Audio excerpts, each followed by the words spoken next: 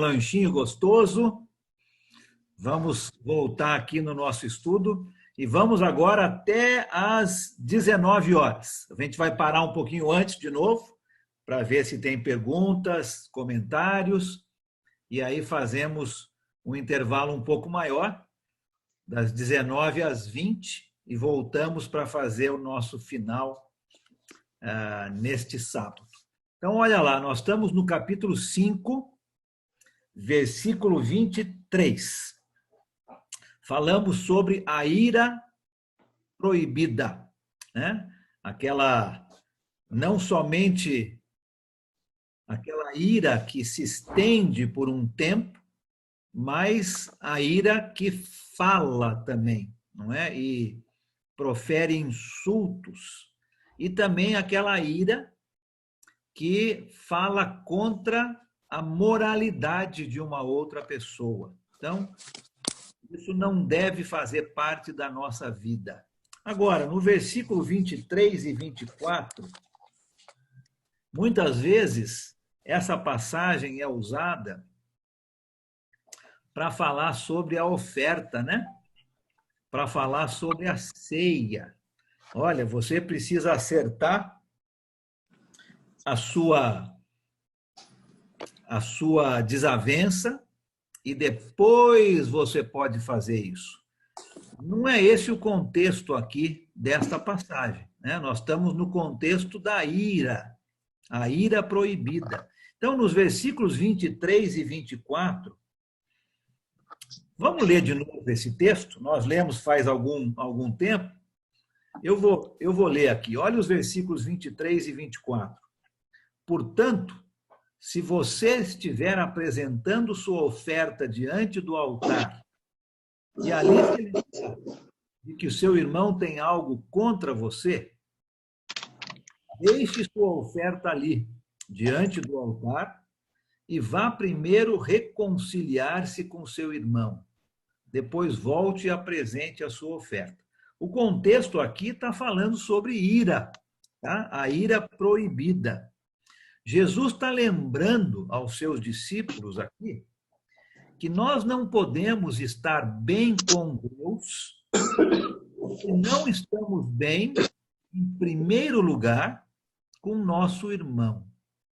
Não adianta tentar estar bem com Deus se o meu relacionamento com o irmão ou com a irmã não estiver bem. E o quadro que Jesus coloca aqui é aquele quadro daquela pessoa entrando dentro do templo para oferecer a sua oferta diante do altar. E nós não estamos pensando aqui em dinheiro, tá? As pessoas não traziam esse tipo de oferta. Na maioria dos casos eram animais, cereais. Então, é essa a ideia que Jesus está colocando aqui, daquela pessoa que está entrando no templo e vai oferecer a sua oferta diante do altar.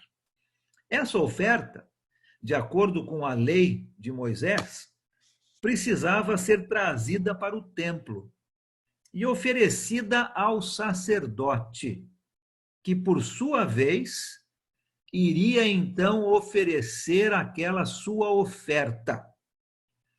Este homem, esta pessoa que está trazendo esta oferta, já passou pela corte dos gentios. Se você se lembra do templo em Jerusalém, a parte mais externa era a corte dos gentios, onde qualquer um podia entrar.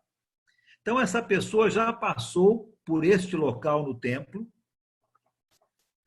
já passou pela corte das mulheres, que ficava um pouco mais para frente, e já passou pela corte dos homens. Além desta corte, depois desse espaço dentro do templo, estava a corte dos sacerdotes, um local onde a pessoa comum não podia entrar. Então, ela podia trazer a sua oferta até aquele ponto.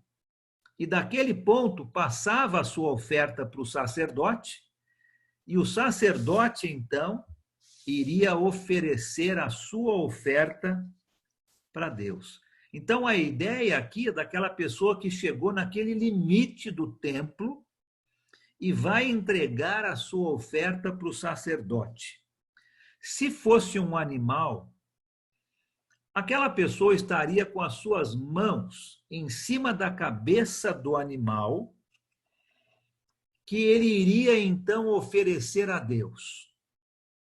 E neste ponto, ele se lembra que tem alguma coisa para acertar com o seu irmão.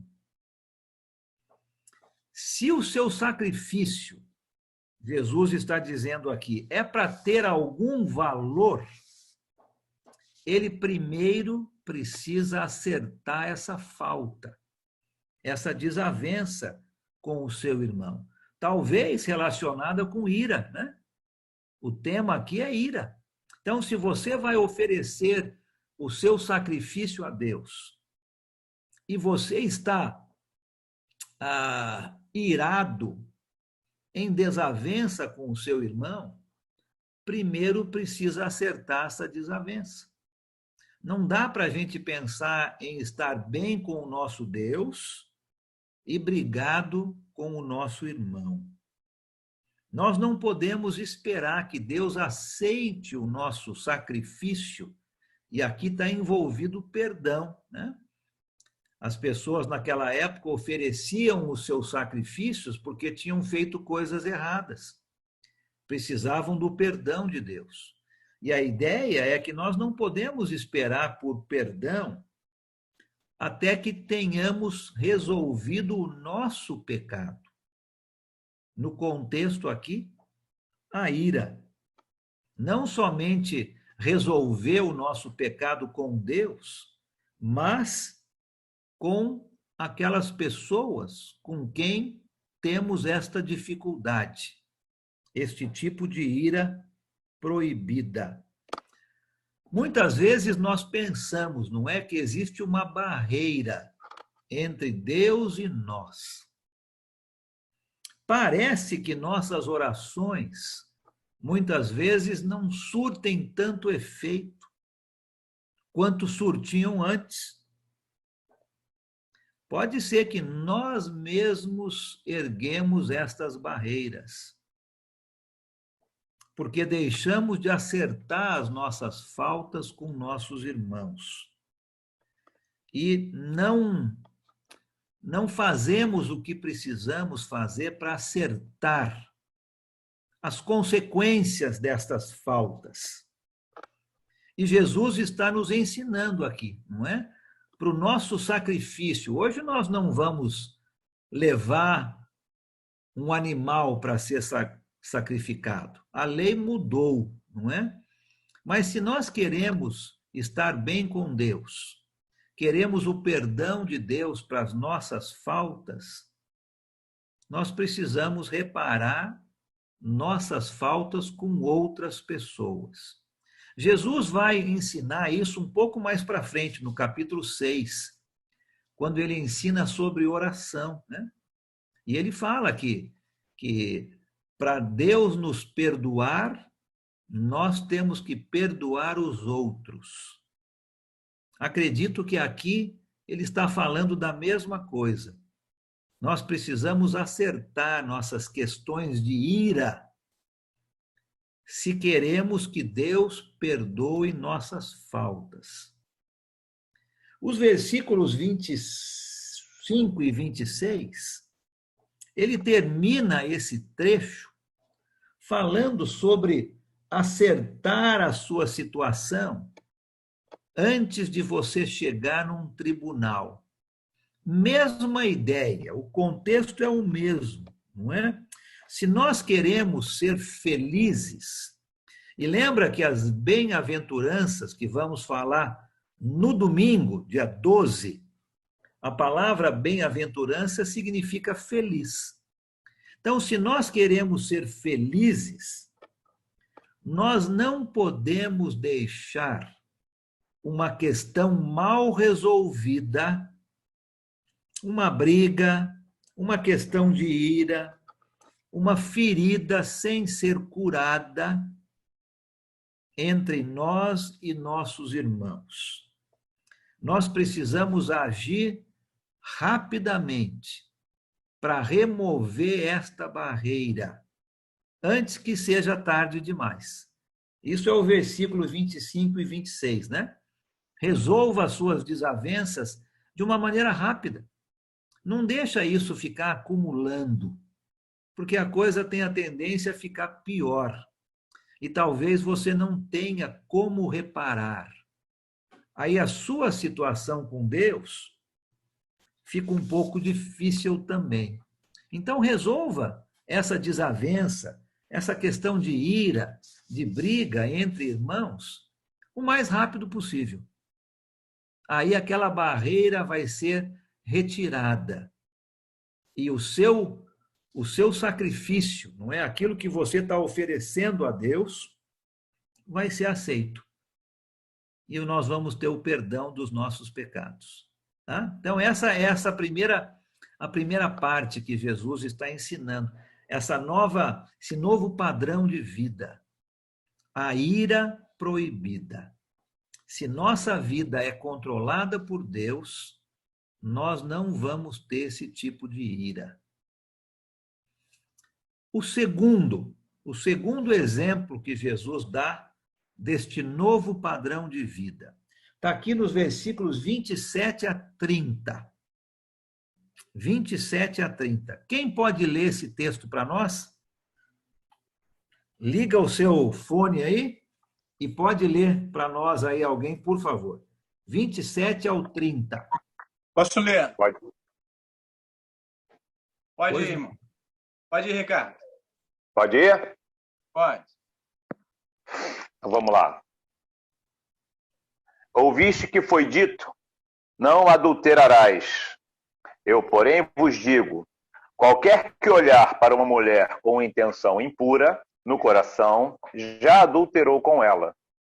Se o teu olho direito te faz tropeçar, arranca-o e lança-o de ti, pois te convém que se perca um dos teus membros, e não seja todo o teu corpo lançado no inferno. E se a tua mão direita te faz tropeçar, corta e lança-a de ti, pois te convém que se perca um dos teus membros e não vá todo o teu corpo para o inferno. Obrigado, Ricardo. Então, o segundo exemplo, vou chamar de o desejo proibido. Tá? O primeiro era a ira proibida. Agora, este aqui é o desejo proibido. A lei dizia, não adulterarás. De novo, um dos 10 mandamentos. Êxodo capítulo 20. Já vimos aquele primeiro, né? Não matarás. A lei dizia isso, não adulterarás. E os líderes judeus levavam este mandamento de uma maneira muito séria, com a morte dos envolvidos. O resultado do adultério era morte. E os líderes judeus levavam isso muito a sério. E Jesus está dizendo aqui mais uma vez que não é somente a ação que é proibida, mas o pensamento proibido também é culpado diante de Deus. Lembra? Jesus não está tão preocupado com a conduta. Lógico que a conduta é muito importante. Mas Jesus está preocupado e está ensinando aqui sobre a origem da conduta. Isto é o importante. Não somente a ação é proibida, mas o pensamento é proibido também. Jesus não está falando aqui do desejo natural, do desejo normal, que faz parte da natureza humana, não é? Nós, como homens e mulheres, temos desejos naturais, normais. Não é isso que Jesus está proibindo aqui, mas sim aquela pessoa que olha para uma outra com a intenção deliberada de pecar. É isso que Jesus está proibindo. O olhar deliberado com a intenção de pecar. No mundo tentador em que nós vivemos, existem muitas coisas, não é mesmo? Que são deliberadamente designadas, colocadas para estimular o desejo. Existem revistas, existem fotos, existem comerciais, peças de teatro, que são colocadas para estimular o desejo. Jesus está dizendo aqui que qualquer coisa que seja o causador de pecado deve ser completamente retirada das nossas vidas. Ele não está dizendo de uma maneira literal, aqui não é sobre o olho, sobre uma parte do seu corpo, sobre a sua mão. Ele não está dizendo isso de uma maneira literal, mas aquilo que faz, aquilo que é o causador do pecado nas nossas vidas, deve ser completamente retirada das nossas vidas. É um novo padrão de vida, né? Do discípulo de Jesus. Mais uma vez, nós não estamos falando de coisas fáceis, automáticas, mas é um termômetro que vai mostrar aonde está o controle da minha vida. É Deus ou somos nós?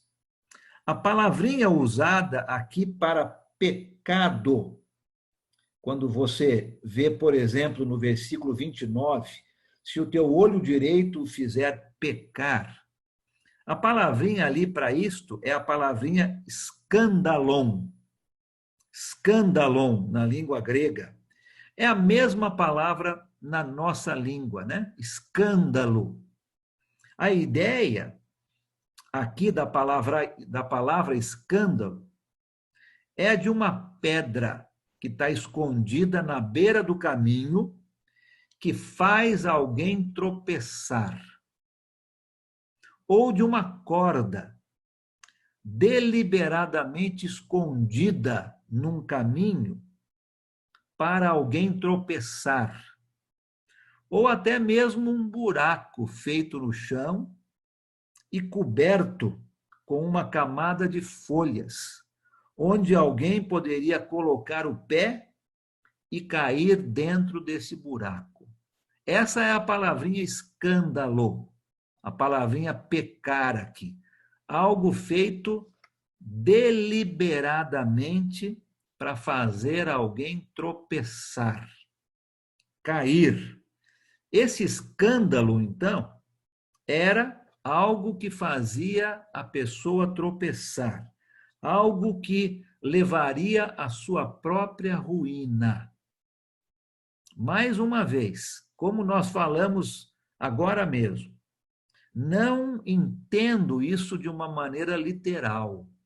Não é para a gente retirar nossos olhos, cortar nossas mãos, cortar nossos pés. Acredito que não seja isso que Jesus está dizendo. Mas qualquer coisa que nos ajuda a ser seduzidos para o pecado deve ser radicalmente retirado das nossas vidas, como se cortássemos nossas mãos mesmo, como se retirássemos nossos olhos mesmo. Radical. E eu gostaria de sugerir aqui para todos nós duas maneiras de derrotar desejos e pensamentos proibidos. Talvez você conheça outra. Tá ótimo. Eu quero falar sobre duas aqui, né? Estamos falando do desejo proibido. aquele escândalo, né, que faz com que a gente tropece no pecado. Jesus está dizendo, retira, corta fora, de uma maneira radical da sua vida. Agora que você é meu discípulo, tem um novo padrão de vida. Isso não deve mais fazer parte da sua vida. E eu quero dar 2 sugestões de como derrotar desejos e pensamentos proibidos. A primeira é através de ação. Ação. A melhor maneira de derrotar esses pensamentos proibidos é fazer alguma coisa. Ação. Enchendo a sua vida de trabalhos e serviços cristãos. Ação. Ache alguma coisa que você pode fazer na congregação aonde você serve, no bairro aonde você mora, na família aonde você faz parte. Enche a sua vida com trabalhos e serviços cristãos. Dessa maneira, não haverá nem espaço nem tempo para esses pensamentos proibidos entrarem na nossa mente. Então, a primeira maneira é ação. Vamos encher nossas vidas com trabalhos e serviços cristãos. O que eu posso fazer para ajudar uma outra pessoa? O que eu posso fazer para ajudar na congregação onde eu sou um servo, uma serva? Vamos encher nossas vidas com trabalhos e serviços cristãos. Quando nós pensamos e nos concentramos em ajudar outras pessoas, nós esquecemos de nós mesmos. Sobra menos tempo para nós mesmos quando eu estou concentrado em tentar fazer o bem para outros. A cura para maus pensamentos é boas ações. A cura para maus pensamentos são boas ações. Então, esta é a primeira maneira, ação. A segunda é encher a nossa mente com bons pensamentos. Encher a nossa mente com bons pensamentos. Não sei se você já assistiu, leu, ou se lembra de um filme chamado Peter Pan. Lembra desse filme? Ou já leu esse livro? Ou já ouviu falar? Existe uma cena famosa neste filme. O Peter Pan está no quarto daqueles meninos. E eles já viram o Peter Pan voando e eles querem voar também. E estão tentando voar. Já pularam de cima da cama, já pularam de cima do armário e não conseguem voar. E um deles pergunta, então, para o Peter Pan, como é que você consegue? Como é que você consegue voar? E ele responde, você precisa pensar pensamentos bonitos e maravilhosos. E eles vão levantar você para o ar. Você precisa pensar pensamentos bonitos e maravilhosos e eles vão levantar você para o ar. Uma das maneiras de derrotar pensamentos ruins é de começar a pensar em coisas boas. Encher a sua mente de bons pensamentos. 2 coisas, então, 2 sugestões para nos ajudar com esse pensamento proibido, esse desejo proibido. ação, encha a sua vida com coisas boas. Procure maneiras de fazer trabalhos e serviços cristãos. Vai sobrar menos tempo para você pensar em coisas erradas. E a segunda é: encha a sua mente com bons pensamentos. Isso vai afastar os pensamentos ruins da sua mente. O segundo exemplo que Jesus dá, então, deste novo padrão de vida, é não ter pensamentos proibidos. Não é somente a ação do adultério que Jesus está condenando, mas é a origem, é o antes, é no pensamento proibido. Versículos 31 e 32, Jesus continua falando da mesma ideia aqui de adultério, mas eu vou entrar um pouquinho mais de detalhes aqui, mas eu não vou falar sobre casamento, divórcio e novo casamento. Se a gente fosse falar disso hoje, eu acho que nós terminaríamos o nosso estudo só no ano 2033. E ainda teríamos perguntas. Então, nós não vamos fazer isso, né? Mas eu vou falar um pouquinho aqui sobre casamento, para a gente entender esse ponto. Alguém leia para a gente o 31 e o 32, por favor.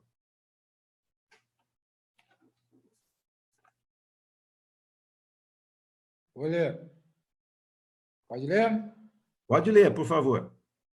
Também foi dito: aquele que repudiar sua mulher, dê-lhe carta de divórcio.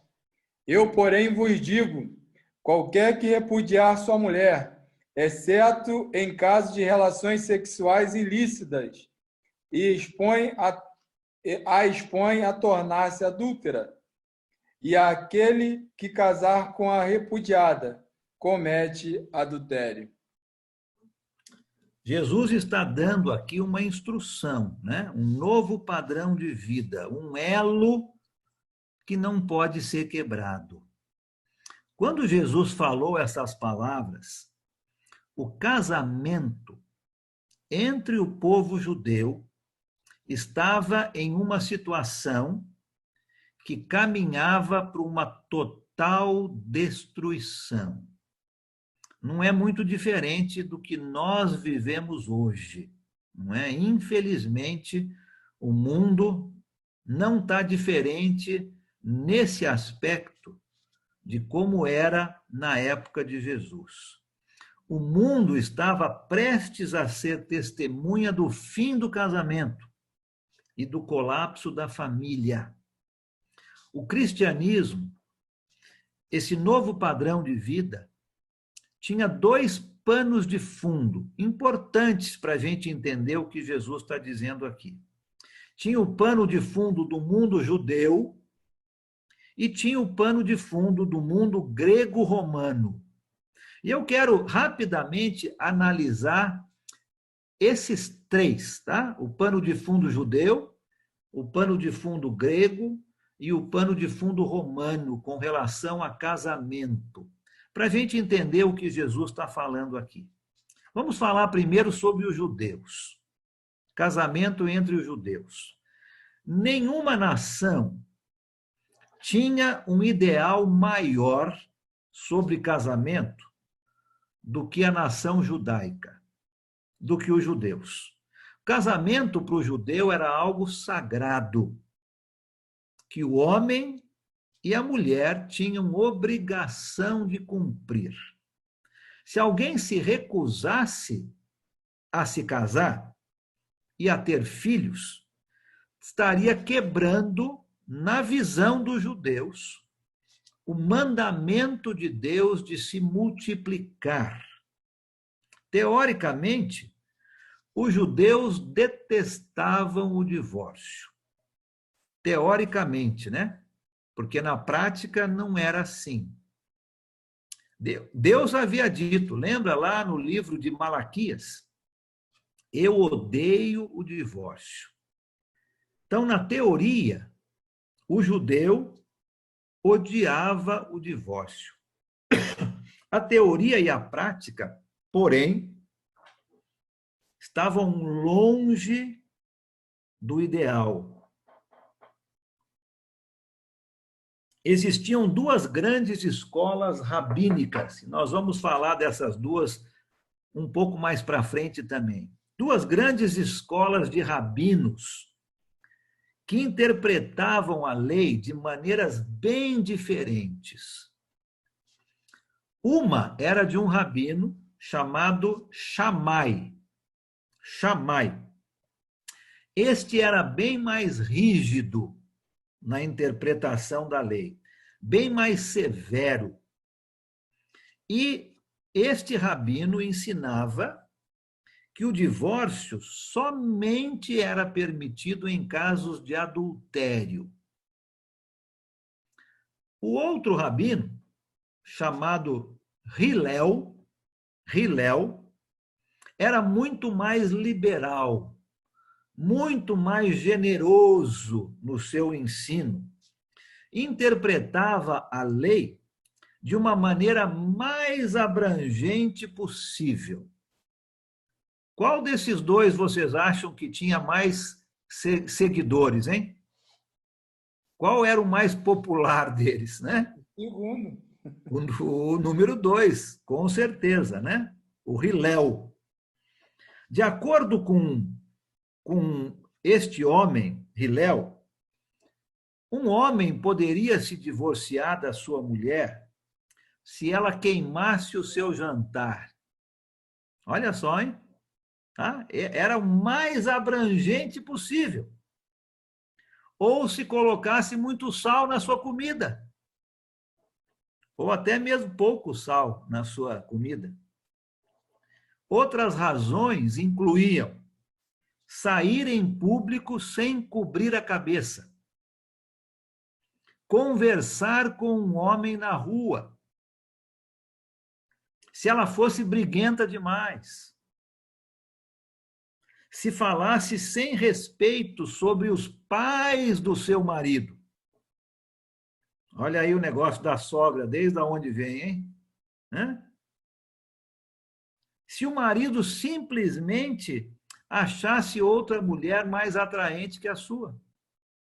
De acordo com Hillel, podia se divorciar. De acordo com Shammai, não. Só em caso de adultério. Não era difícil, né, perceber qual escola de rabinos tinha mais influência, era a mais popular. E era esse o mundo que o judeu estava vivendo, quando Jesus falou estas palavras. A mulher, aos olhos da lei, infelizmente, ela não tinha muitos direitos, de acordo com a lei judaica. Para todos os propósitos, ela, a mulher, não poderia se divorciar do seu marido por qualquer razão. O marido podia, de acordo com Hillel. A mulher não. E o processo de divórcio era muito simples. Tinha que ter uma carta de divórcio, né? Aqui você, na NVI, tem uma certidão de divórcio, é esta carta. E a carta dizia o seguinte: que isto seja de mim a sua carta de divórcio, a sua carta de despedida, a sua escritura de liberação, que você possa se casar com qualquer homem que você quiser. Então, o marido dava esta carta para a sua esposa, na presença de duas testemunhas, e ela estava, então, divorciada. Ela não podia fazer isso. O marido podia fazer isso e entregar para ela. Nos tempos de Jesus, infelizmente, o divórcio era muito comum.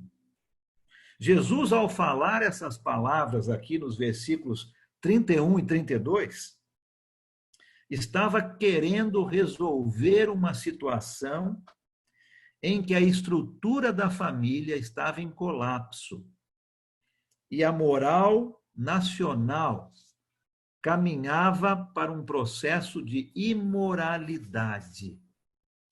Esse era o pano de fundo do casamento entre os judeus.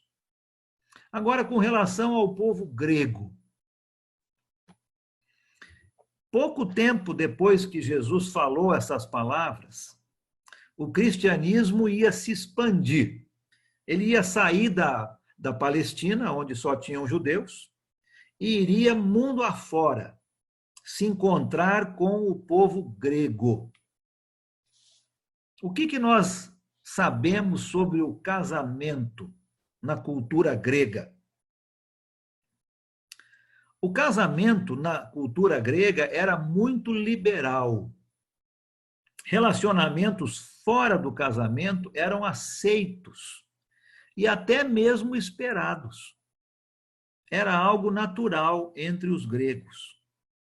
Fazia parte até da rotina normal da vida. Você ter um relacionamento fora do casamento. Era algo aceito pela cultura grega. Os gregos diziam que as mulheres respeitáveis da sociedade deveriam viver uma vida de reclusão dentro das suas casas, ao ponto de não aparecerem sozinhas na rua e nem mesmo de comerem na presença de homens. Se você fosse uma mulher respeitável na cultura grega, você era esperada agir desta maneira. Da parte das suas esposas, os gregos demandavam a mais completa pureza moral.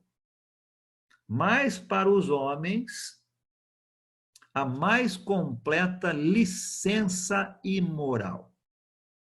Completamente oposto, mulheres e homens. O templo de Afrodite, na cidade de Corinto, e você tem esse templo nas viagens do apóstolo Paulo, tinha 1000 sacerdotisas, que eram prostitutas sagradas.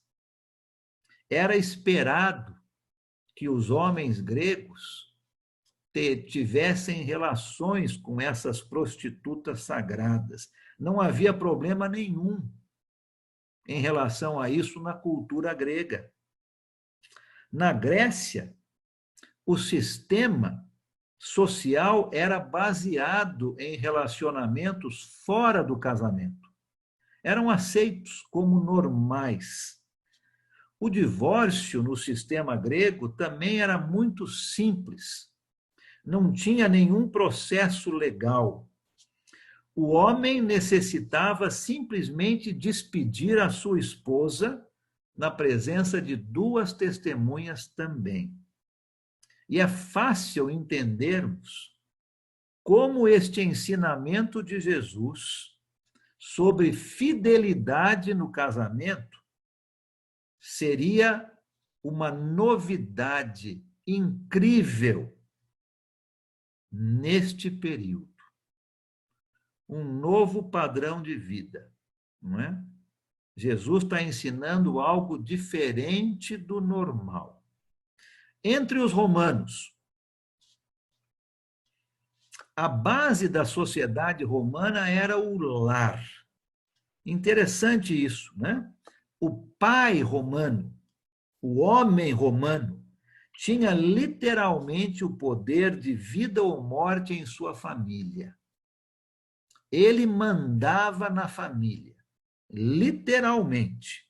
Para os romanos, o lar, a casa, a família era muito importante. A mãe romana não era excluída da sociedade como a grega era. Ela tinha uma vida bem cheia dentro da sociedade.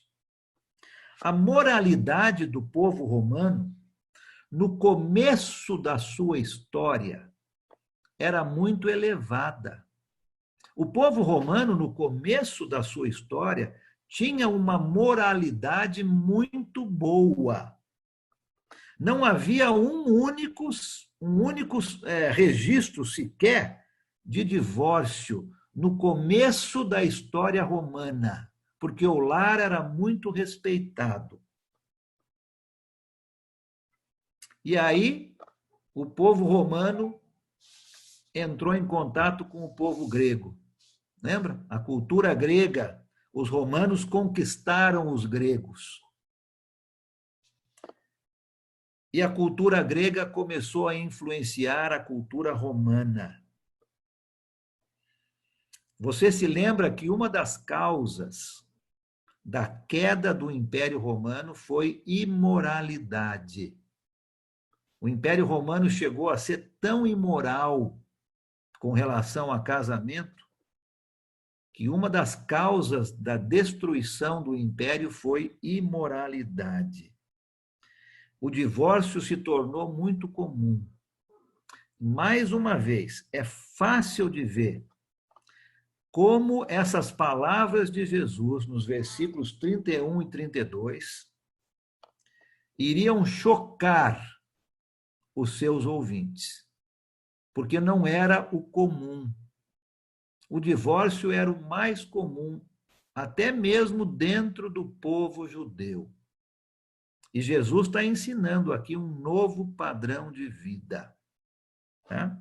Não vou comentar mais do que isso aqui. É só para a gente entender esse pano de fundo e como essas palavras de Jesus seriam muito diferentes do ensino dos fariseus e dos mestres da lei. Quando Jesus falou no versículo 20, né? A justiça de vocês tem que exceder em muito. Ele está falando aqui sobre casamento também, né? Não é para ser como o mundo ensina. É um novo padrão de vida. Próxima. Vamos para o terceiro exemplo que Jesus vai usar aqui. Versículos 33 a 37. Quem pode ler esse texto para nós? 33 a 37, por favor.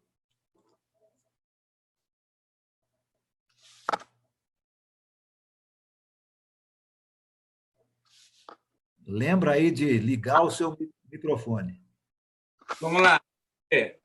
33 a... Pode? Vocês ouviram o que foi dito aos seus antepassados. Não quebre a sua promessa, mas cumpra o que você jurou ao Senhor que ia fazer. Mas eu lhes digo, não jurem de jeito nenhum. Jure pelo céu, pois é de Deus, e nem pela terra, pois é o estrado dele descansa os seus pés, nem por Jerusalém, pois é a cidade do grande rei. Não jurem nem mesmo pela sua, pois vocês não podem fazer com que um só fio dos seus cabelos fiquem branco ou preto, que o sim de vocês seja sim e o não, não, pois qualquer coisa a mais que disseres vem do maligno. Obrigado, Wagner. Então, o terceiro exemplo de Jesus desse novo padrão de vida é este aqui. A sua palavra é um compromisso. Já falamos da ira proibida, do desejo proibido, e agora a sua palavra é um compromisso. A lei dizia: não tomarás o nome do teu Deus em vão. Êxodo capítulo 20 de novo, né? Um dos 10 mandamentos. Uma das leis mais interessantes, uma das coisas, quer dizer, mais interessantes sobre o Sermão do Monte é o número de vezes que Jesus relembra os judeus aquilo que eles já sabiam. Olha quantas vezes Jesus está dizendo aqui, né? Vocês ouviram o que foi dito. Eles já sabiam dessas coisas. Não era novidade para eles. Os professores judeus, os rabinos, sempre insistiam na obrigação de falar a verdade. Falar a verdade para o judeu era uma obrigação.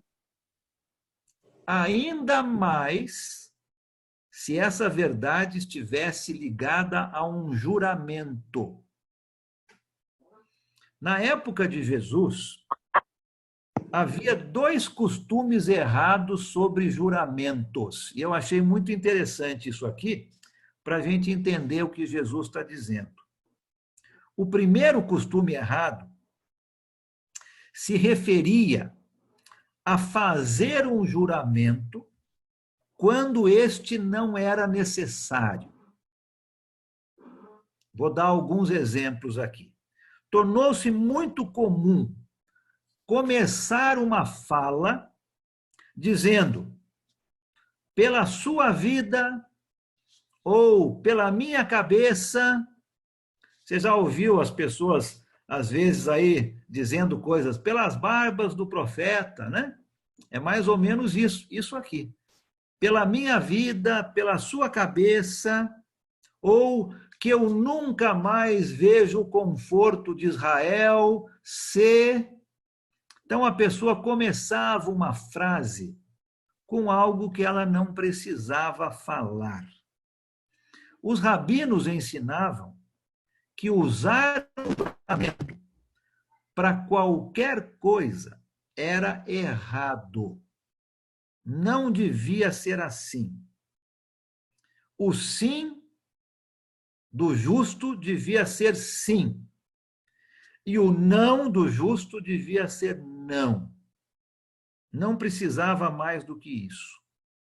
Nomes sagrados deviam somente ser usados para coisas sagradas. Hoje em dia, existem pessoas que usam linguagem sagrada para as coisas mais insignificantes. Usam de uma maneira sem reverência, sem mesmo pensar no que elas estão dizendo. Esse era o primeiro costume errado, né? Sob juramento. Fazer um juramento quando ele não precisava ser feito. O judeu fazia juramento para tudo. O segundo costume errado com relação a juramento era, de algumas vezes, pior até do que esse primeiro. Os judeus dividiam os juramentos em 2 grandes classes. Aqueles que eram obrigatórios e aqueles que não eram obrigatórios. Qualquer juramento que tivesse o nome de Deus era obrigatório. Qualquer juramento que não tivesse o nome de Deus podia ser quebrado. Não era obrigatório. O resultado disso era que, se alguém jurasse pelo céu, olha os exemplos que Jesus está dando aqui. Se alguém jurasse pelo céu, se alguém jurasse pela terra, se alguém jurasse por Jerusalém, se alguém jurasse pela sua cabeça e não usasse o nome de Deus, ele estava livre para quebrar o juramento. Olha só que gostoso que era, né? Eu faço um juramento, mas não uso o nome de Deus. Eu estou livre para quebrar essa minha promessa, esse meu juramento. Então, quebrar o juramento havia sido elevado a uma arte pelos judeus. Ele falava tudo o que precisava falar, se não colocasse o nome de Deus, seu juramento praticamente não valia. Ele podia quebrar sem penalidade nenhuma. A ideia era que, se o nome de Deus fosse usado, Deus seria um parceiro nesse juramento. Se o nome de Deus não fosse usado, Deus não era um parceiro neste juramento. E Jesus está ensinando aqui algo completamente diferente do ensinamento normal da época. É um novo padrão de vida, né? É uma vida agora que é controlada por Deus e não por nós mesmos. Jesus está dizendo que não é preciso usar o nome de Deus em um juramento para que Deus faça parte deste juramento. Não precisa usar o nome dele. Deus é parte de qualquer juramento. Jesus está ensinando. Os céus não são o trono de Deus? É o que a passagem diz, né? Os céus são o trono de Deus. A terra não é o estrado dos pés de Deus? Jerusalém não é a cidade de Deus? A cabeça do homem não lhe pertence. A sua vida pertence a Deus. Não existe nada no mundo que não pertença a Deus. Então, não importa se você menciona o nome de Deus ou não. Deus está presente no juramento que você fizer. E aqui nós temos uma grande aplicação para a nossa vida.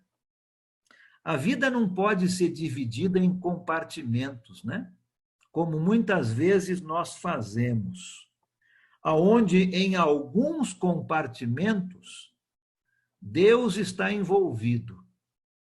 Em outros compartimentos Deus não está envolvido. Nós não podemos viver nossa vida assim. Não existe um tipo de linguagem dentro da igreja e um tipo de linguagem fora da igreja. Não dá para viver a nossa vida em compartimentos. Não existe um tipo de padrão de moralidade dentro da igreja e um outro padrão de moralidade no nosso trabalho secular. Não existe isso. Deus não precisa ser convidado a participar em alguns departamentos das nossas vidas e em outros não. Ele está em todo lugar. Ele faz parte de todos os departamentos da nossa vida, de todas as nossas atividades. Ele escuta todas as nossas palavras. Nós precisamos tratar nossas promessas como sagradas. Todas elas são feitas na presença de Deus. Todas elas. Será que Jesus está ensinando aqui que é proibido fazer qualquer tipo de juramento? Eu já ouvi isso, não é? E existem cristãos que têm muita dificuldade, homens, quando precisam servir o exército, a fazer um juramento para a bandeira. Por exemplo, existem algumas seitas religiosas que radicalmente são contra mandar os seus jovens para servir o exército por causa disso.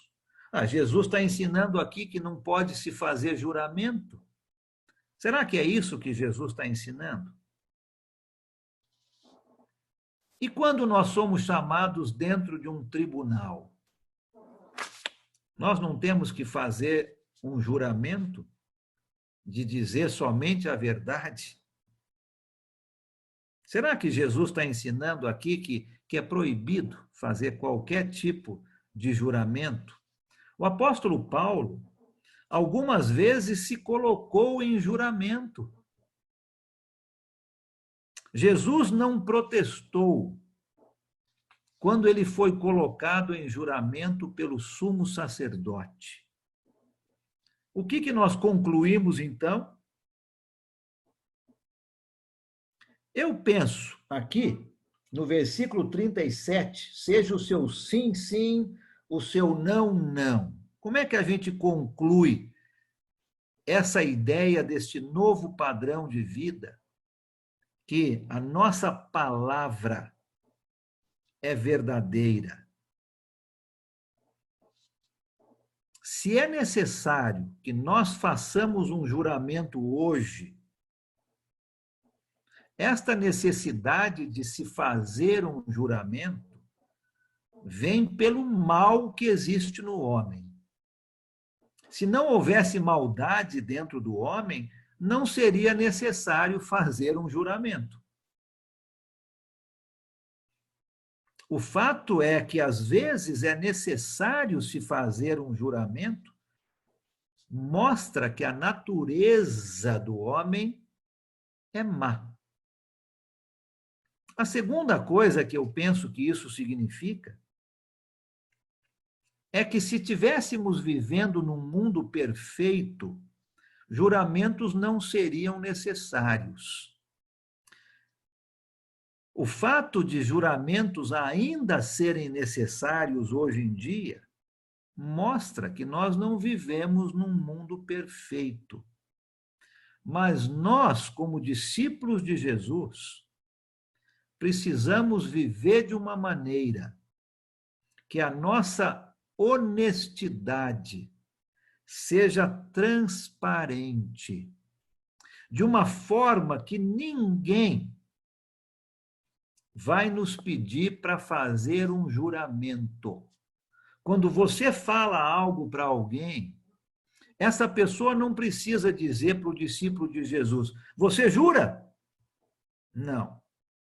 Porque o seu sim é sim. O seu não é não. Não existe a necessidade de se fazer juramentos. O discípulo de Jesus sempre vai falar a verdade, sempre vai falar aquilo que é correto. A sua palavra é um compromisso. Isso não significa que, em certas situações, como nós falamos, não é? Um juramento à bandeira, um juramento dentro de um tribunal. Isso não significa que é errado falar. Você vai falar a verdade de qualquer maneira. Você não vai falar a mentira. Mas nós deveríamos viver nossas vidas dentro desse novo padrão de vida de uma maneira que a nossa palavra seja um compromisso. Ninguém precisa dizer aquelas palavras comuns. Você jura? Não precisa, para um discípulo de Jesus, porque a sua palavra é um compromisso. Quarto exemplo. Vamos ver se a gente consegue chegar até o versículo 42, depois nós vamos fazer uma pausa, tá? Para perguntas. Alguém leia para a gente, por favor, do 38 ao 42. Quarto exemplo aqui deste novo padrão de vida. 38 a 42, por favor.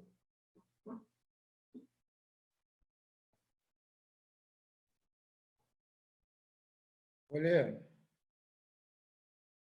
Pode ler? Pode ler sim, por favor, Fábio. Ouviste o que foi dito, olho por olho, dente por dente.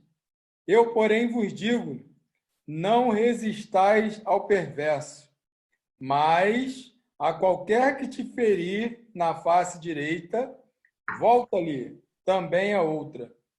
E ao que quer demandar contigo e tirar-te a túnica, deixa-lhe também a capa.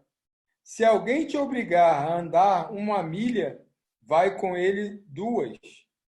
Dá a quem te pede e não voltes as costas ao que deseja que lhe empreste. Obrigado. quarto exemplo deste novo padrão de vida, eu vou chamar do ressentimento proibido. O ressentimento proibido. Aqui nós temos, nessa passagem, a ética da vida cristã e a conduta que diferencia o discípulo de Jesus de outras pessoas. Ética e conduta. Jesus começa citando uma das leis mais antigas: olho por olho, dente por dente. Essa lei é citada no Código de Hammurabi, o mais antigo código de leis que conhecemos. Hammurabi reinou na Babilônia entre os anos 2285 antes de Cristo e 2242. Então, antes da lei que Deus deu a Moisés, esse código de leis já existia. Olho por olho, dente por dente. E o princípio desta lei parece bem claro, não é mesmo? Se alguém infligiu um ferimento numa outra pessoa, este mesmo tipo de ferimento deve acontecer com esta pessoa. E esta lei se tornou parte do Velho Testamento, incorporada pela lei que Deus deu a Moisés. Você tem isso na lei de Moisés, no livro de Êxodo, no livro de Levítico e no livro de Deuteronômio. O alvo desta lei na Babilônia, interessante, era o de limitar a violência. Não era o de incitar a violência. Olho por olho, dente por dente, era uma lei de proteção e não uma lei que incitava a violência. Era um princípio de misericórdia, muito diferente do que muita gente pensa com relação a esta lei. Nos tempos antigos, se um homem de uma tribo fosse ferido por um outro homem de uma outra tribo, todos os homens da tribo do homem ferido iriam querer tomar vingança contra todos os homens daquela tribo que cometeu o ato. Deu para entender? Se um homem de uma tribo ferisse um homem de uma outra tribo, todos os homens daquela tribo do homem ferido iriam querer se vingar de todos os homens daquela tribo do homem que cometeu o ato. E a vingança desejada era nada menos do que a morte daquele homem. Não interessa o que ele fez. Os outros iriam vingar e talvez matar até mais pessoas da outra tribo. Esta lei, olho por olho, dente por dente, dizia que somente o homem que cometeu aquela injúria deveria ser punido, somente ele. E a sua punição não poderia ser maior do que a injúria que ele cometeu.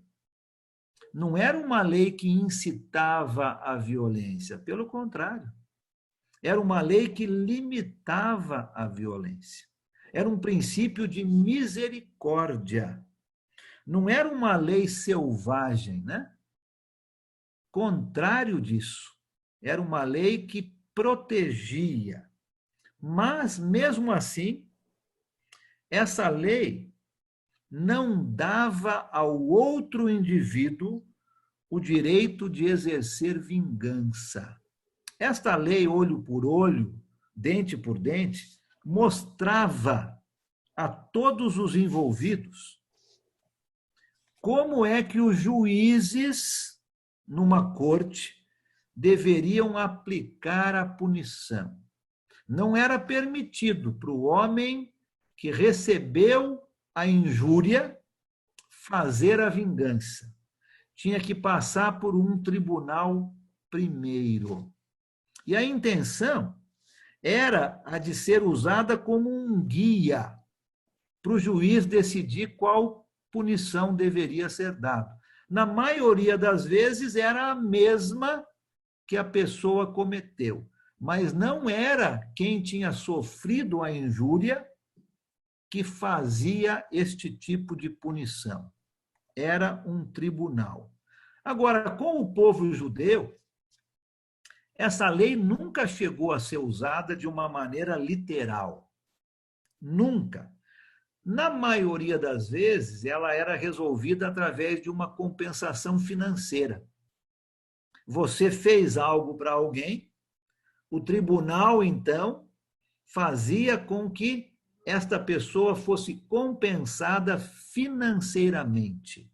Na maioria das vezes, era assim. Agora, mesmo com todas essas considerações, Jesus aqui, neste ensinamento, ele está quebrando o princípio daquela lei. Porque a retaliação ou o ressentimento, embora fosse controlado pelo tribunal, não tem lugar na vida do discípulo de Jesus. Mesmo tendo direito pela lei, o discípulo de Jesus não deve sentir ressentimento, retaliação. É um novo padrão de vida. É uma vida agora controlada por Deus e não por nós mesmos. E Jesus dá 3 exemplos de como é isto em ação. Como é, então, que o cristão não deve ser uma pessoa retaliosa? Nem sei se tem esse termo, né? Não deve ser alguém que faz retaliação. Não deve ser alguém que tem ressentimento. Ele dá 3 exemplos aqui no restante desta passagem. O primeiro, você vê ali no versículo 39, né? Primeiro exemplo disto, dar a outra face. Dar a outra face. O que significa isso? O que quer dizer dar a outra face? Mais uma vez, eu não entendo que seja literal aqui, tá? Da mesma maneira como não é tirar um olho, cortar uma mão, Jesus está ensinando um princípio. O que significa, então? Vamos supor que alguém destro, tá? Sua mão direita, o judeu usava somente a mão direita, tá? A mão esquerda era usada para coisas que nós não precisamos falar agora aqui. Mas a mão direita era a mão que o judeu usava. Então, vamos supor que 2 pessoas estão frente a frente. E essa pessoa destra, que está usando a mão direita, está na frente de uma outra pessoa e vai bater na face desta outra pessoa. Tá? Você, casal em casa aí, não é para fazer isso na prática, tá? Nós estamos dando só um exemplo aqui. Por favor, hein? Nada de brigas aí em casa. Então, vamos supor que você está na frente de alguém e você é destro e você vai bater na face direita de uma outra pessoa. Seria quase que impossível você fazer isto, a não ser que você batesse na face direita da pessoa usando a parte de trás da sua mão. Tá? Vamos fazer um teste aí. Ô, Fábio, estou vendo você aqui com a Simone. Simone? Já apanhei demais hoje. Olha aqui para o Fábio. Tá? Usa a sua mão direita. Você vai bater na face direita do Fábio. Essa eu quero ver. Como é que é? Essa eu quero ver. Você vai usar a parte de trás ou da frente da sua mão? A Simone fecha a mão, Alan. Ela usa a mão inteira, é? Ela fecha. Ó, Acho vai que tem usar espectador para ver isso. É só para ser um exemplo. atrás da sua mão, não vai? Tá cheio de espectador aqui para ver isso. Quer que faça de novo? Você vai usar a parte de trás da sua mão. Correto? Isso, ó, né? Você vai bater com a sua mão direita na face direita, você vai usar a parte de trás da sua mão. De acordo com a lei dos rabinos, bater em alguém com a parte de trás da sua mão era 2 vezes mais insultante do que bater em alguém com a parte da frente da sua mão. Olha o que Jesus está dizendo aqui no 39, né? Se alguém o ferir na sua face direita, ofereça-lhe a outra face. Então, se alguém vai bater em alguém na face direita, ela vai usar a mão direita e vai usar a parte de trás da mão para poder bater. Isso era um insulto para o judeu. Se alguém batesse em você com a parte de trás da sua mão, isso era uma coisa extremamente insultante para um judeu. Jesus está dizendo aqui, então, mesmo que alguém dirija a você um insulto muito bem calculado, você não deve retaliar e nem ficar ressentido. Para o judeu era um insulto receber um tabefe, né, com a parte de trás da mão. Mesmo que isso acontecesse com o discípulo de Jesus, o discípulo de Jesus não vai retaliar. O verdadeiro cristão não vai retaliar, ele vai aprender a não revidar e não procurar retaliação. Jesus está falando aqui do ressentimento proibido. Nós, como discípulos de Jesus, nós não aplicamos olho por olho, dente por dente. Nós não vamos retaliar, revidar os insultos que recebemos. O segundo exemplo que Jesus usa aqui no versículo 40. Se alguém tirar a sua túnica, deixa que leve também a sua capa. Interessante esse exemplo que Jesus usa. A túnica era a vestimenta mais interna do judeu, feita de algodão, de linho. Até a pessoa mais pobre entre os judeus tinha uma túnica. A capa era a vestimenta mais externa, usada muitas vezes como um casacão de dia e um cobertor à noite. Então, o judeu tinha a túnica, que era a vestimenta interna, e a capa, que era a vestimenta externa. A maioria dos judeus tinha somente uma capa, que seria um casaco nosso, né? Mas eles usavam a capa como um cobertor à noite. E a capa do judeu jamais poderia ser tirada. Depois você dá uma olhada nessa passagem, Êxodo capítulo 22, marca aí, Êxodo 22, versículos 26 e 27.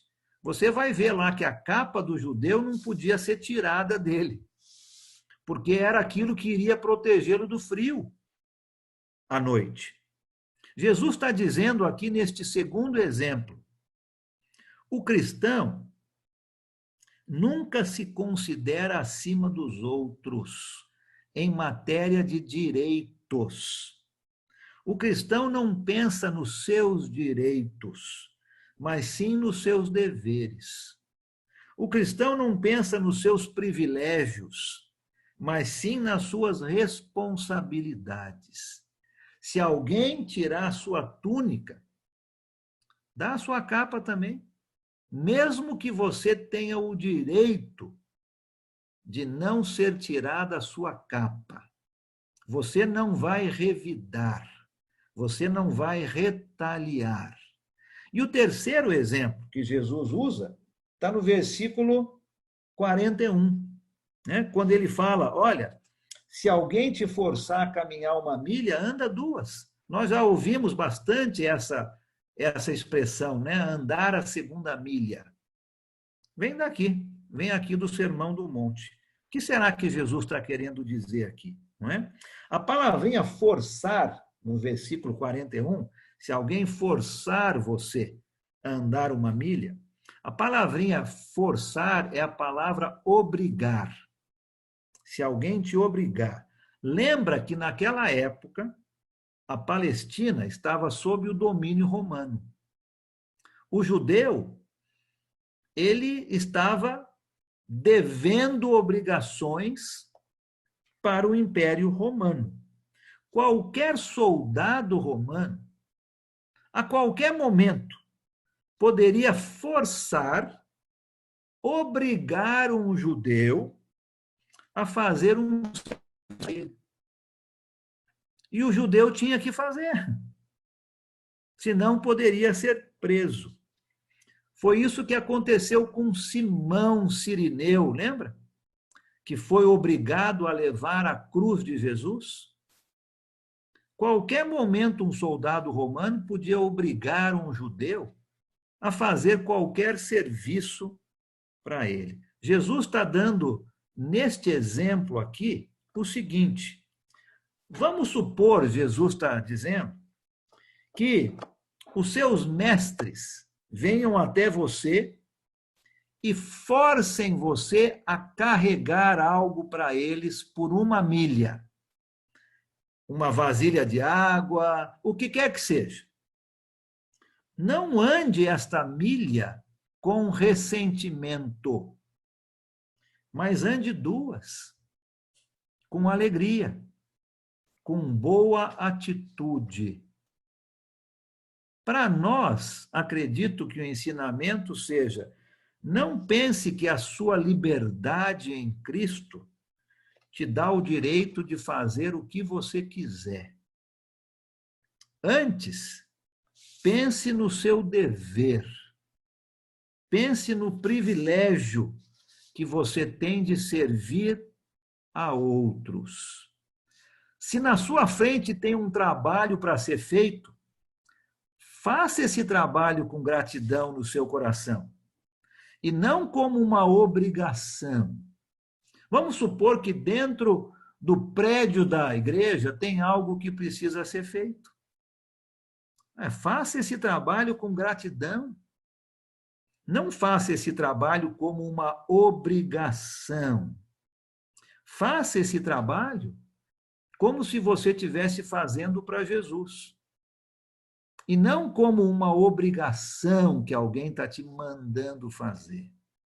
Para terminarmos aqui, nesta passagem sobre ressentimento proibido, Jesus está dando, eu entendo aqui, 3 grandes regras para você e para mim como seus discípulos.